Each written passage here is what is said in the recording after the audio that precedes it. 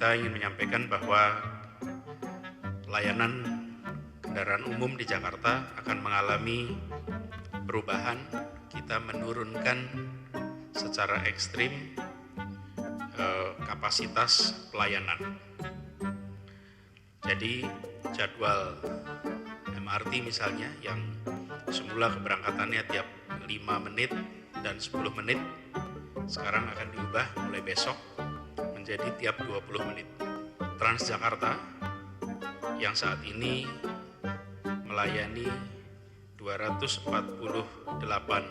rute akan dikurangi secara signifikan menjadi 13 rute. Eskalasi wabah corona di DKI Jakarta yang bergerak cepat membuat Gubernur Anies mengambil kebijakan membatasi jumlah armada dan jam operasional Transjakarta serta MRT. Tapi karena kurang perhitungan, kebijakan itu justru mengakibatkan antrean panjang yang memicu kerumunan. Padahal adanya kerumunan ini justru rentan menjadi potensi penularan virus corona baru atau COVID-19.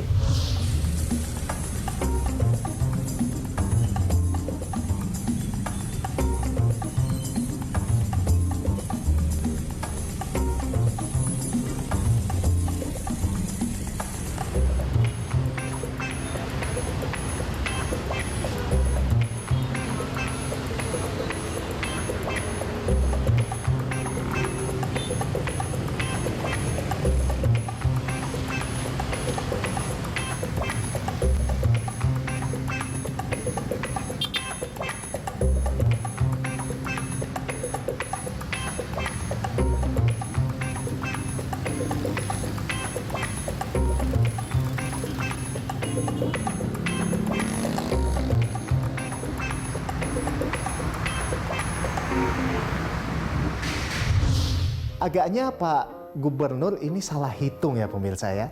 Mereka yang naik Transjakarta bukan hanya warga Jakarta, tapi daerah penyangga seperti Bogor, Depok, Bekasi, dan Tangerang yang mencari nafkah di ibu kota. Alhasil, ya gitu deh, antrean panjang, penumpang mengular, kerumunan orang tidak terhindarkan. Untuk menghindari kerumunan mestinya yang dibatasi adalah jumlah penumpang yang akan masuk dalam bus Transjakarta. Bukan malah jumlah armada yang dikurangi. Soal pentingnya menghindari kerumunan itu pernah dikemukakan Presiden Joko Widodo dalam pidatonya di Istana Bogor. Namun, menurut Presiden, penyediaan transportasi publik tetap harus diberikan pemerintah pusat dan daerah. Sekarang ini yang paling penting, yang perlu dilakukan adalah bagaimana kita mengurangi mobilitas orang dari satu tempat ke tempat yang lain. Jaga jarak dan mengurangi kerumunan orang yang membawa risiko lebih besar pada penyebaran COVID-19. Transportasi publik tetap harus disediakan oleh pemerintah pusat maupun pemerintah daerah.